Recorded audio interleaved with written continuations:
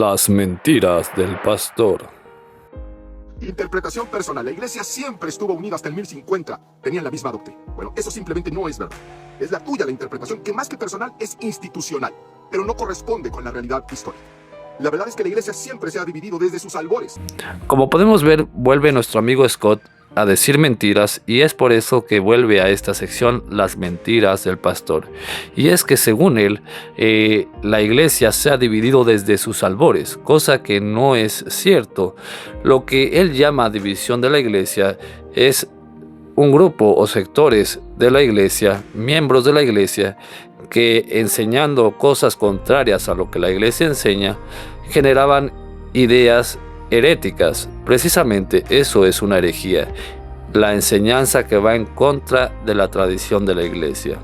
Por tanto, el usar herejías como justificante del protestantismo no hace más que decir que el protestantismo se justifica con las propias herejías. Recordemos que los primeros discípulos de Jesús eran judíos, y ya dentro del judaísmo había divisiones serias, sectas, como la de los fariseos, los saduceos, los cumranitas, los esenios, los caraítas y un montón más. Usar al judaísmo como justificante de la separación protestante, usando las separaciones del judaísmo como base para decir que está bien la separación, es algo muy ignorante, principalmente de alguien que se hace llamar historiador, porque en primera no somos judíos. No seguimos la fe judaica, seguimos la fe que Cristo establece y la fe que Cristo instituye en su iglesia. Recordemos que Cristo deja una sola iglesia, la cual es base y fundamento de la verdad.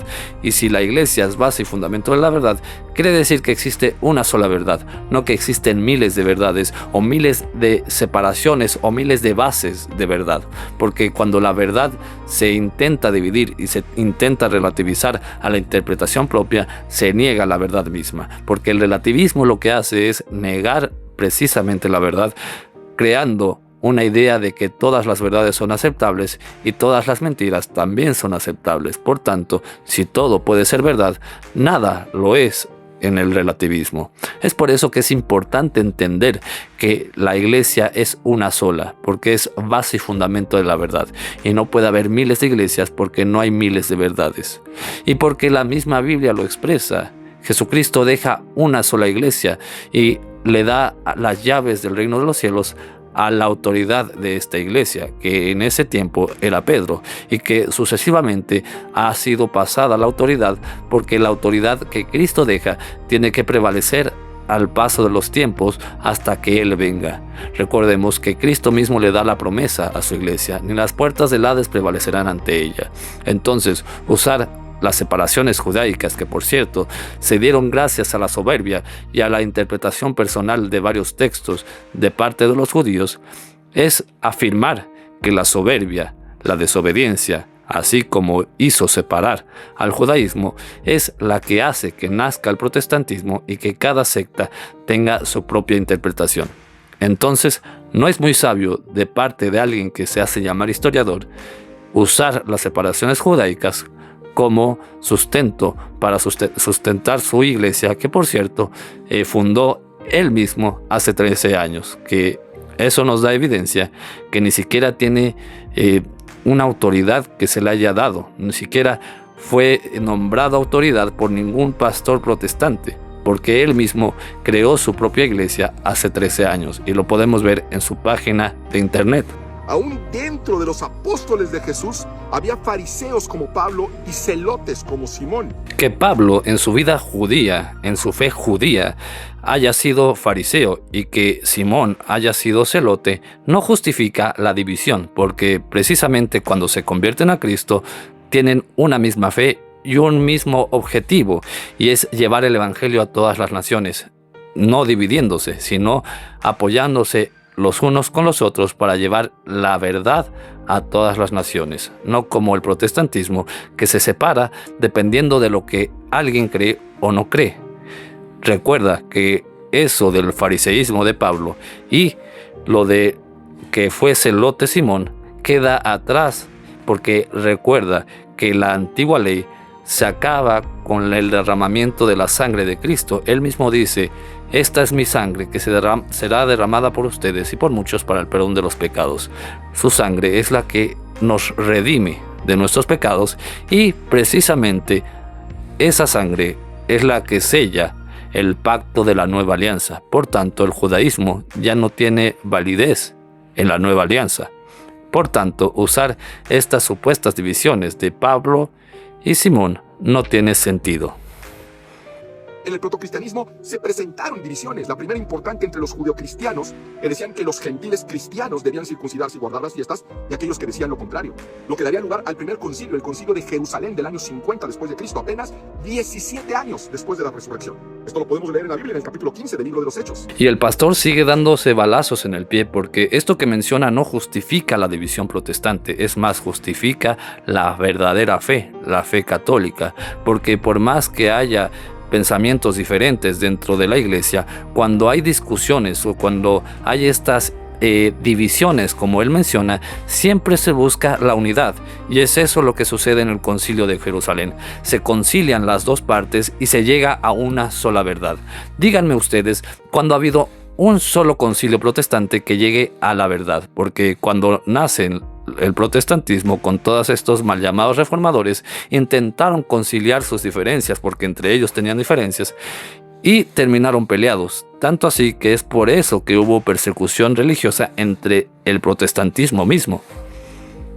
Ya para el famosísimo concilio de Nicea, en el 325 existían iglesias con ritos y tradiciones distintas: alejandrina, antioquena, armenia, caldea, constantinopolitana, las iglesias sui iuris, independientes, latinas, orientales. Bueno, el concilio de Nicea nos afirma la unidad de la iglesia, no nos justifica la división. Ahora, todos estos ritos que tú mencionas, antioqueña, maronita, etcétera, todos estos ritos son parte de una sola iglesia.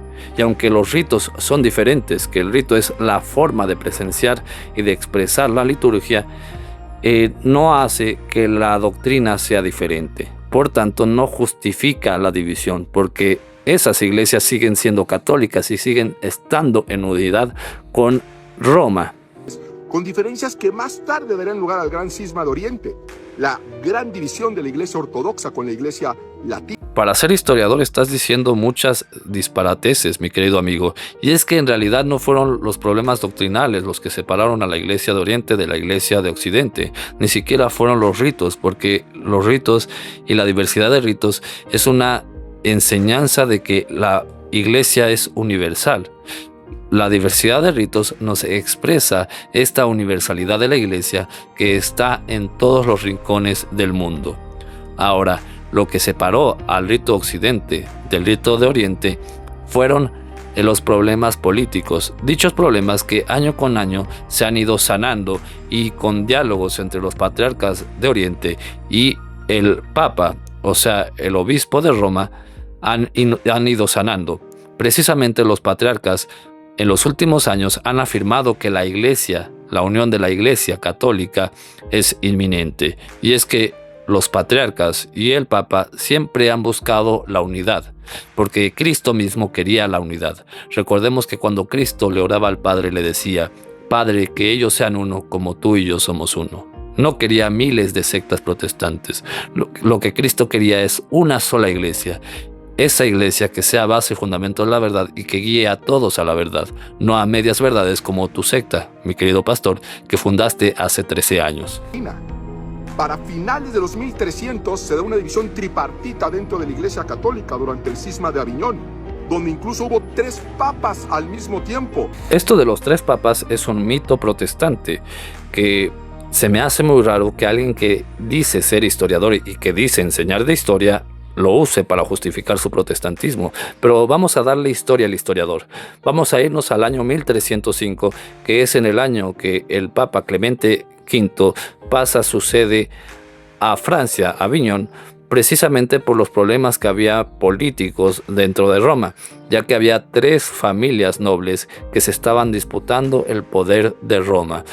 El Papa decide pasar su sede a Aviñón, Francia, y allí es la sede de la iglesia durante 70 años. No es hasta 1375 que el Papa Gregorio VI decide, al ver que ya se calmaron los problemas en Roma, volver la sede a Roma, al Vaticano. Después, 3 años después, muere el Papa Gregorio VI y se hace un conclave para escoger a un papa de una manera legítima, como siempre se ha hecho. En este conclave se escoge a un papa, el cual sería llamado Clemente VI. Este papa rápidamente cambiaría su forma de ser al tomar el poder eclesial, y muchos llamarían a su poder que es un poder tiránico y autoritario. Es por eso que algunos cardenales, 13 para ser exactos, 13 cardenales que habían escogido este papa, de los que habían escogido y votado por este papa, hacen un conclave secreto. Y este conclave secreto era para escoger a un nuevo papa de una manera ilegítima, porque no estaba sustentado con el poder que la Iglesia da. Se escoge un falso nuevo papa y este papa se traslada a Aviñón, Francia. Es por eso que se dice que había dos papas, por este pequeño cisma que hubo, ya que una pequeña parte de la Iglesia se fue con el supuesto papa Clemente VII, que es el nombre que toma el nuevo papa, escogido en este cónclave secreto, que ni siquiera fue de una manera legal, y Clemente VI estaba en Roma. No es que haya habido dos papas, siempre en la Iglesia ha existido un solo papa. Más tarde surgirán las ideas prerreformistas con Philip Melanchthon, Erasmo de Rotterdam, los sedevacantistas y finalmente un punto de quiebre con Martín Lutero, y así le puedo seguir hasta el día de ayer. Y así le puede seguir usando herejías y justificando la separación de la Iglesia, usando a los herejes como ejemplo. Pero no, la Iglesia siempre ha sido una y siempre ha tenido una misma doctrina, porque Cristo deja una autoridad dentro de la Iglesia y siempre ha sido una. Que haya nacido el reformismo o el mal llamado reformismo, que es el protestantismo, no quiere decir que se avale esas cosas, porque la verdad es una sola, no miles de verdades. Y la reforma no trajo ninguna reforma en realidad, sino que más bien trajo división, y es por eso que puedes decir que hasta ayer incluso hay divisiones, porque cada pastor o cada persona que se cree pastor hace su propia iglesia con su propio pensamiento, así como tú hiciste tu iglesia que apenas acaba de cumplir 13 años. Es que el hombre y las religiones siempre han buscado y encontrado motivos para dividirse. Y bueno, esto lo dice mi querido amigo porque no sabe ni siquiera el significado de religión. Él dice que no es religioso, porque es ignorante y no conoce lo que la palabra religión significa. Y no, la religión no ha encontrado maneras para dividirse. Más bien la soberbia y la desobediencia del hombre ha encontrado lugares o justificaciones para dividirse, así como nuestro querido soberbio y mentiroso ha encontrado una justificante para crear su propia secta que ni siquiera es de Cristo. Simplemente la fundó él hace 13 años creyendo que Cristo le hablaba para edificar su iglesia, cuando Cristo ya edificó su iglesia hace más de 20 siglos y es una sola, y tiene una sola verdad, una sola fe, un solo bautismo y un solo Señor Jesucristo, así como la misma Biblia lo dice.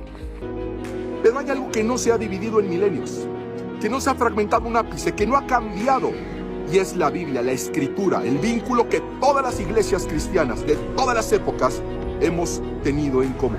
De hecho, lamentablemente, tristemente, temo decirte que no es así, hermano. Sí ha cambiado la Biblia porque ustedes la han cambiado. Tan es así que le han quitado 7 libros de la Biblia. Tan es así que han cambiado la traducción a su conveniencia. Cuando la Biblia expresa la palabra tradición, la cambian convenientemente. Si la tradición habla de tradiciones humanas, tradiciones negativas, sí traducen la palabra como tradición. Pero cuando la Biblia habla de las tradiciones que Cristo deja, de las tradiciones que los apóstoles enseñan, no lo traducen como tradición, sino como doctrina. Y es así que poco a poco, traduciendo la Biblia a conveniencia, que por cierto la Reina Valera es una de las Biblias que más errores tiene, precisamente por esta traducción mala que hacen a conveniencia, es como han cambiado la Biblia. Tan es así que han cambiado la fe, precisamente por las malas traducciones y por querer interpretar la Biblia a conveniencia. Y es por eso que hay miles de sectas protestantes. Ya me parece que es hora de que todos volvamos a ella. Exacto, ya es hora de que volvamos a la Biblia. Y la Biblia nos expresa que hay una sola iglesia, una sola doctrina y una sola iglesia que tiene la autoridad dada de Cristo. Así que volvamos a la iglesia, que es base y fundamento de la verdad según la Biblia, para seguir y volver a lo que la Biblia enseña. Porque no podemos separar a la Biblia de la iglesia, así como no podemos separar a Cristo de su misma iglesia, que es su cuerpo. Por tanto, volvamos, como tú dices, a la Biblia, volviendo a la verdadera iglesia. Que Dios te bendiga.